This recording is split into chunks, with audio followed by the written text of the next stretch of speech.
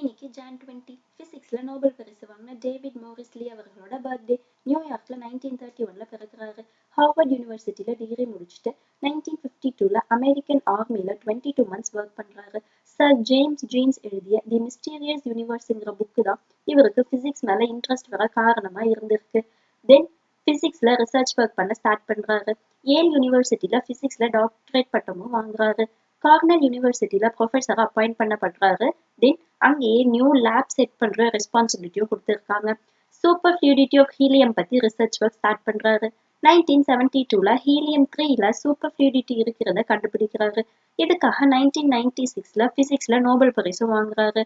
இவரு national academy of science and American academy of arts and சயின்ஸ்ல மெம்பரா இருக்காரு.